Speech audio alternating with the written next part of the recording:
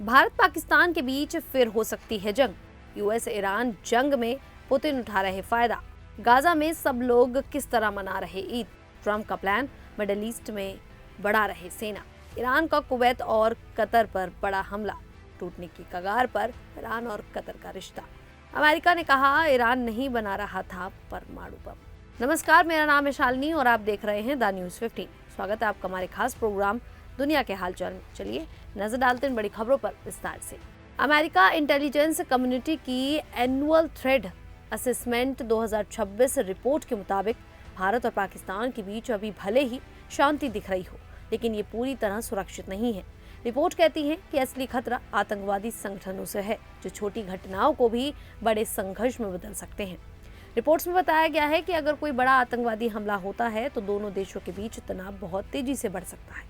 2025 के पहलगांव हमले का उदाहरण देते हुए कहा गया कि ऐसे हमले संघर्ष की शुरुआत बन सकते हैं। इसके बाद भारत ने ऑपरेशन सिंदूर चलाकर कई आतंकवादी ठिकानों पर हमला किया था। रिपोर्ट ये भी कहती है कि दोनों देश खुली जंग नहीं चाहते, लेकिन हालात कभी भी बदल सकते हैं। डोनाल्ड ट्रंप की भूमिका तनाव कम करने में अहम बताई गई। इसके अलावा पाकिस्तान की बढ़ती मिसाइल ताकत और ISIS के जैसे संगठनों की गतिविधियां भी चिंता का कारण है। पाकिस्तान और तालिबान के बीच भी तनाव बढ़ रहा है। कुल मिलाकर रिपोर्ट साफ कहती है कि शांति जरूर है, लेकिन खतरा अभी भी बना हुआ है और हालात कभी भी बिगड़ सकते हैं। तो वहीं फाइनेंशियल टाइम्स के एडिटोरियल बोर्ड ने कहा है कि अमेरिका, इजराइल और ईरान के बीच चल रहा युद्ध अब व्लादिमीर पुतिन के लिए फायदेमंद साबित हो रहा है। उनकी दलील है कि यह युद्ध रूस को एक तरफ का अनजाने में मिला फायदा दे रहा है। युद्ध के कारण तेल और गैस की कीमतें तेजी से बढ़ रही हैं। कई बड़े एनर्जी प्रोजेक्ट्स पर हमले हुए हैं, जिससे सप्लाई प्रभावित हुई है। इसी वजह से दुनिया के कई देश अब खाड़ी देशों की जगह रूस से ज़्यादा तेल खरीद रहे हैं। इससे रूस को हर दिन बड़ी कमाई हो रही है, जिससे उसकी इकोनॉमी मजबूत हो रही है। दूसरी तरफ खाड़ी देशों को भारी नुकसान उठाना पड़ रहा है। उनकी तेल गैस सप्लाई और कमाई दोनों पर असर पड़ा है। FT के मुताबिक ये स्थिति रूस के लिए बड़ा मौका बन गई है, जिससे वो अपने मिलिट्री खर्च आसानी से चला सकता है और यूक्रेन युद्ध को लंबा खींच सकता है। रिपोर्ट्स में ये भी कहा गया है कि अमेरिका ने ईरान को कमजोर करने के लिए ये कदम उठाया, लेकिन इसका फायदा उसके विरोधी रूस को मिल रहा है। कुल मिलाकर ये युद्ध अब सिर्फ मिडिल ईस्ट तक सीमित नहीं रहा, बल्कि पूरी दुनिया की अर्थव्यवस्था और एनर्जी मार्केट पर असर डाल रहा है। तो वहीं गाजा में इस बार ईद का माहौल पहले जैसा नहीं है, लेकिन लोग मुश्किल हालात के बीच भी इसे मनाने की कोशिश कर रहे हैं। युद्ध और आर्थिक तंगी के बावजूद लोग अपने घरों में साधारण तरीके से ईद की तैयारी कर रहे हैं। गैस और बिजली की कमी के कारण कई परिवार लकड़ी के चूल्हों पर खाना और मिठाइयाँ बना रहे हैं। काक और मामूल जैसी पारंपरिक चीजें आज भी बन रही हैं, लेकिन सीमित संसाधनों के साथ। पहले जहां बड़े पैमाने पर तैयारियां होती थी, अब सब कुछ छोटे स्तर पर हो रहा है। महंगाई ने भी लोगों की मुश्किलें बढ़ा दी हैं। आटा, चीनी, घी और दूसरी ज़रूरी चीज़ों की कीमतें काफ़ी बढ़ चुकी हैं, जिससे कई परिवार अपनी परंपराओं को पूरी तरह निभा नहीं पा रहे। फिर भी लोग किसी तरह थोड़ा बहुत बनाकर ईद का एहसास जिंदा रखने की कोशिश कर रहे हैं। गाजा में कई परिवार अपने घर खो चुके हैं और स्थायी जगह पर रह रहे हैं। इसके बावजूद वे एक दूसरे के साथ मिलकर सादगी से ईद मना रहे हैं, ताकि बच्चों और परिवारों को थोड़ी खुशी मिल सके। कुल मिलाकर हालात बेहद कठिन है, लेकिन गाजा के लोग हार नहीं मान रहे हैं। सीमित संसाधनों और मुश्किल परिस्थितियों के बीच भी वे ईद की परंपरा को बनाए रखने के लिए और खुशियां तलाशने की कोशिश कर रहे हैं। तो वहीं रॉयटर्स की रिपोर्ट के मुताबिक डोनाल्ड ट्रंप का प्रशासन मिडिल ईस्ट में अपनी सैन्य ताकत बढ़ाने पर विचार कर रहा है। इसके तहत हजारों अतिरिक्त सैनिक भेजे जा सकते हैं। ये चर्चा ऐसे समय में हो रही है जब ईरान के साथ चल रहा युद्ध तीसरे हफ्ते में पहुंच चुका है।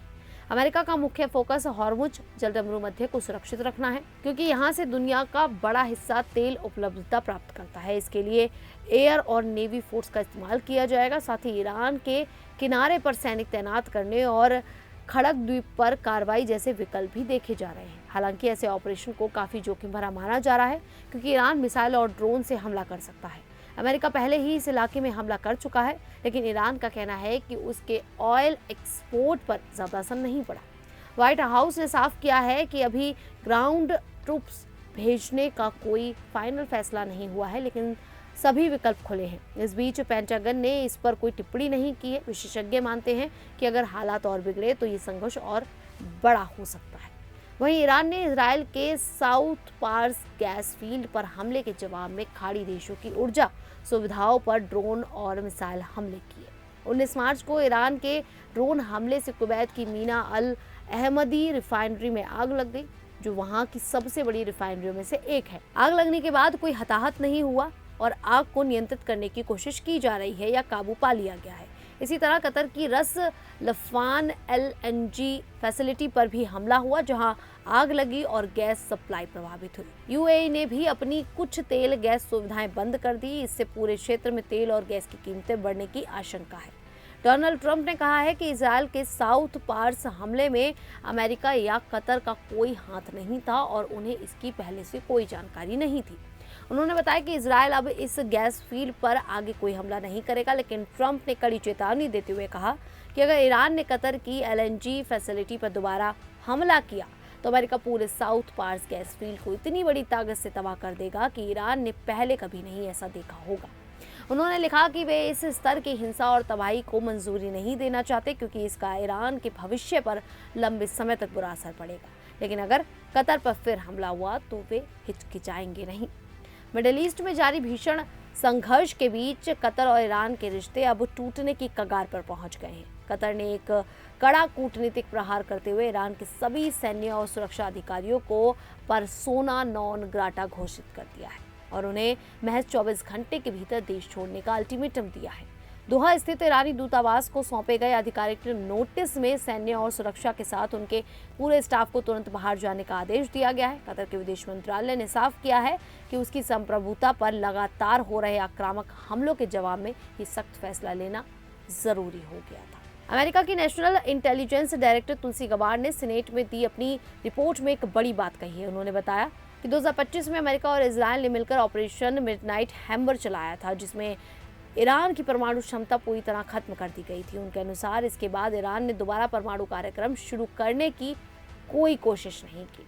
ये बयान डोनाल्ड ट्रंप के फैलाव से अलग है। ईरान ने कहा था कि ईरान तेजी से परमाणु हथियार बना सकता है और इसी खतरे को बताते हुए 28 फरवरी 2026 को युद्ध शुरू किया गया। इस बीच IAEA ने भी कहा कि ईरान बचे हुए परमाणु हथियार बनाने की स्थिति में नहीं था। इससे अब सवाल उठ रहे हैं कि क्या ये युद्ध सच में परमाणु खतरे की वजह से शुरू हुआ था या इसके पीछे कोई और कारण थे। उधर युद्ध को 20 दिन हो चुके हैं और हॉर्मुज जलदमरू मध्य में तनाव बढ़ गया है। तेल की कीमतें $100 प्रति बैरल के ऊपर पहुंच गई हैं, जिससे भारत समेत कई देशों में महंगाई बढ़ रही है। खैर, आप लोगों को क्या लगता है कि अमेरिका और इजरायल ने मिलकर ईरान पर हमला क्यों किया होगा? आप हमें कमेंट करके अपनी राय जरूर दें। अभी के लिए इतना ही, फिर हाजिर होंगे ऐसी ही देश और दुनिया से जुड़ी बड़ी खबरों के साथ। तब तक के लिए देखते रहिए द न्यूज़ 15।